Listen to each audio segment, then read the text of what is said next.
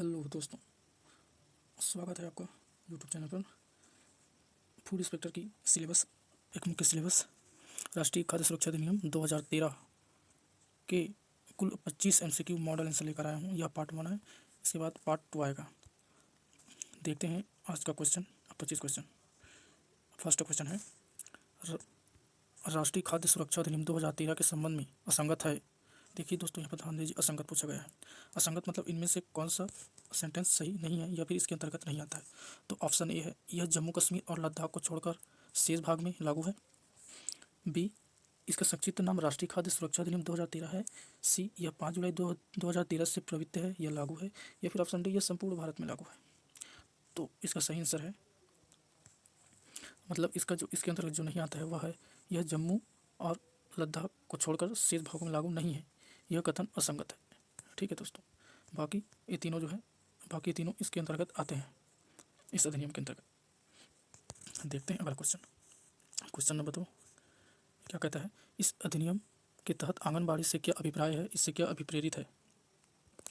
तो option A, बाल अरुण उदय school, बाल देखरेख और विकास केंद्र, ए और बी दोनों, या फिर इनमें से कोई नहीं। तो इसका सही आंसर है ऑप्शन बी, बाल देखरेख और विकास केंद्र।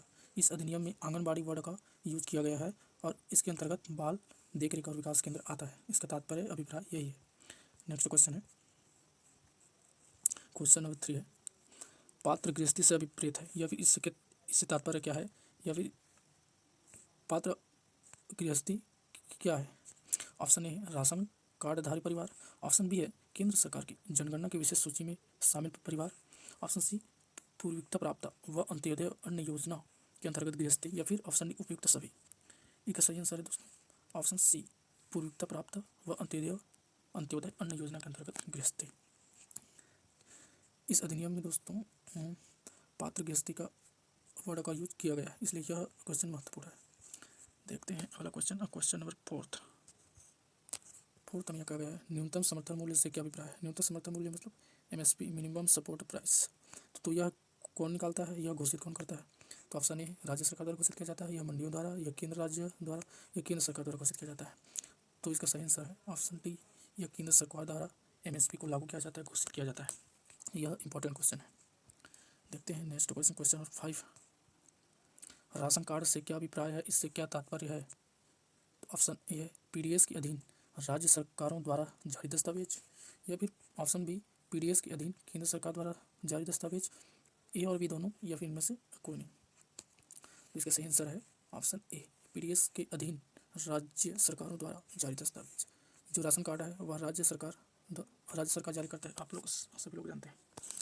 देखते हैं नेक्स्ट क्वेश्चन। क्वेश्चन नंबर 6, सामाजिक संपरीक्षा का संबंध किससे है। दोस्तों, राष्ट्रीय खाद्य सुरक्षा अधिनियम 2013 के अधिनियम के अंदर में सामाजिक संपरीक्षा वर्ड का यूज किया गया है, इसलिए यह क्वेश्चन भी महत्वपूर्ण है। तो देखते हैं option B, controlling, monitoring, managing, director. तो इसका सही आंसर है मॉनिटरिंग। इसका संबंध सामाजिक संपरीक्षा का संबंध मॉनिटरिंग से। क्वेश्चन नंबर 7, राष्ट्रीय खाद्य सुरक्षा अधिनियम 2013 के किस धारा में स्त्रियों और स्तनपान करने वाली माताओं के संबंध में उल्लेख है। धारा 4 में, धारा 8 में, धारा 7 में, धारा 5 में। दोस्तों, इस अधिनियम की किस धारा में स्त्रियों और स्तनपान करने वाली माताओं के संबंध में उल्लेख है। तो इसका सही आंसर ऑप्शन ए, धारा 4। इसके अंतर्गत स्त्री और स्तनपान करने वाली महिलाओं या माताओं का संबंध है, धारा 4 के अंतर्गत। अब देखते हैं क्वेश्चन नंबर 8, बालक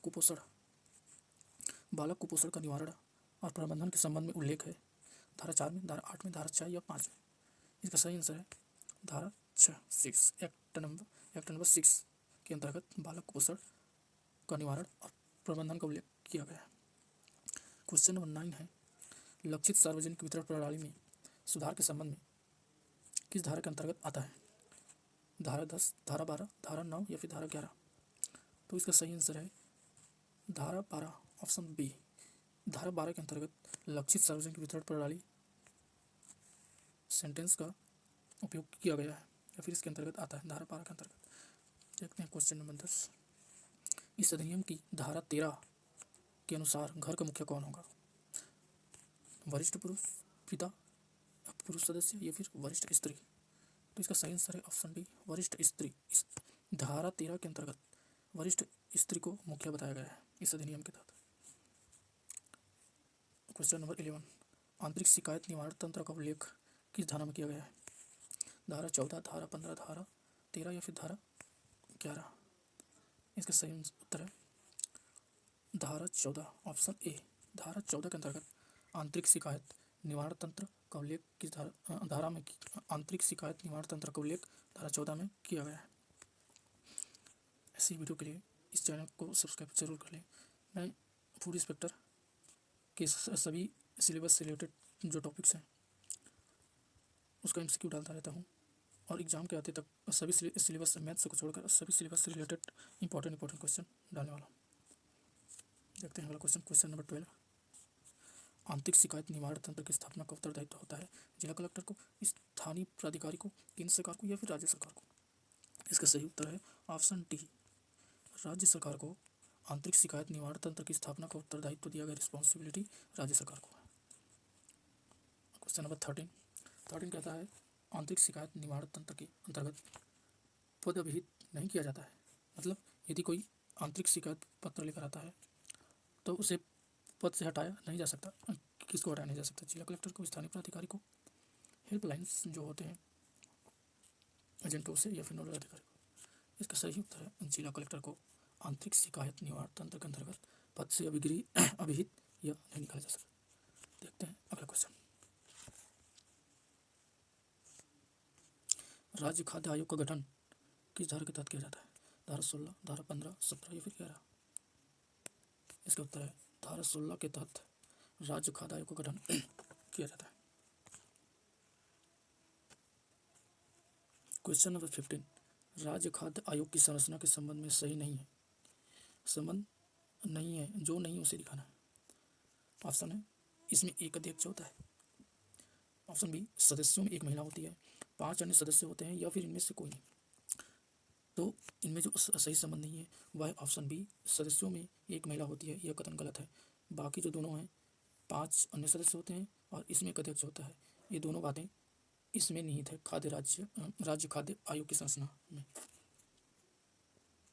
क्वेश्चन नंबर 16, ये कहता है संयुक्त राज्य खाद्य आयोग की अवधारणा किस धारा में है? इसकी बातें, इस सेंटेंस की बातें किस धारा में की गई है? ऑप्शन है 16, 15 या फिर धारा 17 या फिर धारा 18? सही आंसर है ऑप्शन डी, एक्ट 18 धारा 18 के अंतर्गत संयुक्त राज्य खाद्य आयोग की अवधारणा या फिर उसकी बातें की गई। देखते हैं क्वेश्चन नंबर 17,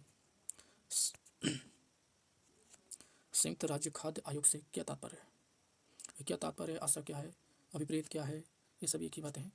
ऑप्शन ए, 2 या 2 से अधिक राज्यों का संयुक्त राज्य आयोग, केंद्र और राज्यों का संयुक्त राज्य आयोग, सी, ए और बी दोनों, या फिर ऑप्शन डी क्या है, इनमें से कोई नहीं। तो इसका सही आंसर है ऑप्शन ए, 2 या 2 से अधिक राज्यों का संयुक्त राज्य आयोग को ही संयुक्त राज्य खाद्य आयोग कहते हैं। देखते हैं क्वेश्चन नंबर 18। क्वेश्चन नंबर 18 कहता है खाद्य सुरक्षा सुनिश्चित करने के लिए स्कीमों का कार्यान्वयन और उनका मॉनिटरिंग का उत्तरदायित्व किसको दिया गया है? राज्य सरकार के ऊपर है, केंद्र सरकार के ऊपर, स्थानीय अधिकारियों के ऊपर, या फिर इनमें से कोई नहीं। तो इसका उत्तरदायित्व है ऑप्शन ए, राज्य सरकार को। राज्य सरकार ही खाद्य सुरक्षा से रिलेटेड स्कीमों का कार्यान्वयन और उसका मॉनिटरिंग का उत्तरदायित्व है।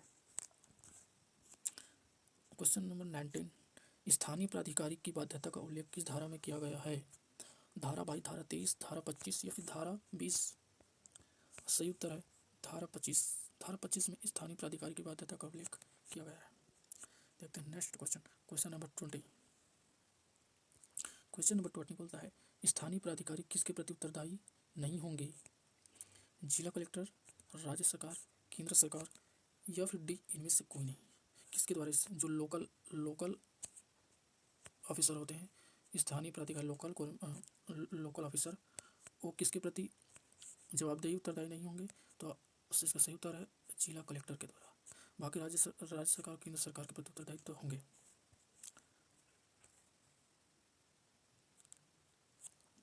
क्वेश्चन नंबर 21, खाद्य तथा पोषण संबंधी सुरक्षा को और अग्रसर करने का उत्तरदायित्व तो नहीं है। तो ऑप्शन ए जिला कलेक्टर को, राज्य सरकार को, सी केंद्र सरकार को, या फिर डी स्थानीय प्राधिकारी को। तो दोस्तों इसका सही आंसर है ऑप्शन ए जिला कलेक्टर को। देखते हैं नेक्स्ट, राष्ट्रीय खाद्य सुरक्षा अधिनियम 2013 के किस धारा में शास्तियों अर्थात पेनाल्टी जिसे सजा बोलते हैं का उल्लेख किया गया है। दोस्तों इस अधिनियम में सजा का प्रावधान पेनाल्टी बोलते हैं जिसे किस धारा में किया गया है। धारा 30, धारा 26, धारा 33 या फिर धारा 20। इसका सही उत्तर है ऑप्शन सी धारा 33 में पेनाल्टी शास्त्रियों, यहाँ पर शास्त्रीय नहीं है दोस्तों, शास्ती है, शास्ती, ठीक है, शास्त्री नहीं है, शास्ती बोला जाता है पेनाल्टी को। शास्ती का उल्लेख धारा 33 में किया गया है। देखते हैं क्वेश्चन नंबर 23, खाद्य सुरक्षा का क्या अर्थ है। यह इंपॉर्टेंट क्वेश्चन है। भोजन की उपलब्धता, सुगम पहुंच, भोजन प्राप्त करने का सामर्थ्य, या फिर ऑप्शन डी उपयुक्त सभी। तो इसका अर्थ उपयुक्त सभी है। खाद्य सुरक्षा का अर्थ ये तीनों आएंगे, इसके अंतर्गत ये तीनों आएंगे। देखते हैं 24वां में राज्य सरकारों के नियम बनाने की शक्ति का उल्लेख किस धारा में किया गया है। यह जो अधिनियम है उस अधिनियम में राज्य सरकार नियम बनाता है और कानून बनाता है, तो वह किस धारा में इसका उल्लेख है। धारा 30 में, धारा 35 में, धारा 40 से धारा 20। इसका सही उत्तर है ऑप्शन सी धारा 40। धारा 40 में ही राज्य सरकार को नियम बनाने का शक्ति इस प्रावधान या फिर इस अधिनियम में दिया गया है। आज का लास्ट क्वेश्चन है इस वीडियो का, इस अधिनियम के उपबंधों को लागू करने में उत्पन्न कठिनाइयों को दूर करने की शक्ति किसे प्रदान की गई है। यह जो अधिनियम है, यदि उसमें कोई नियम बनाते हैं, उस नियम को उपबंध लागू किया जाता है, तो यदि उसमें कोई कठिनाइयाँ उत्पन्न होती है तो उससे उसका निराकरण, उसका निपटारा कौन करेगा। केंद्र सरकार करेगा, राज्य सरकार करेगा, उच्च न्यायालय या फिर उच्चतम न्यायालय। इसका सही आंसर है केंद्र सरकार। केंद्र सरकार ही इसका निपटारा करेगा। तो दोस्तों ये था आज का 25 क्वेश्चन राष्ट्रीय खाद्य सुरक्षा अधिनियम 2013। ये महत्वपूर्ण क्वेश्चन थे और इसका नेक्स्ट पार्ट भी मैं लाऊंगा, और इसका नेक्स्ट पार्ट होगा छत्तीस खाद्य सुरक्षा अधिनियम 2012 के टॉपिक पर। और ऐसे MCQ देखने के लिए चैनल को सब्सक्राइब करें, और यह PDF मैं डिस्क्रिप्शन में डाल दूँगा, आप वहाँ से डाउनलोड कर सकते हैं। इससे रिलेटेड आपसे कोई भी, यदि आप चाहते हैं कि कोई भी टॉपिक पर वीडियो बने तो आप कमेंट पर ज़रूर बताएं, जिससे उस टॉपिक पर एक दिन के अंदर में या फिर हमारा ग्रुप वीडियो ज़रूर अपलोड कर देगी। और डेली एग्ज़ाम 20 को होने वाले हैं, 20 फरवरी को। तो डेली मैं इससे जो सिलेबस है, फूड इंस्पेक्टर से रिलेटेड सिलेबस, जो इकोनॉमिक, हिस्ट्री, जियोग्राफी या CG से रिलेटेड जितने भी सिलेबस से रिलेटेड जो टॉपिक हैं, उसके इंपॉर्टेंट MCQ अपलोड करने वाला हूँ। तो हमारे साथ जरूर जुड़े रहेगा। तब तक के लिए पढ़ते रहिए।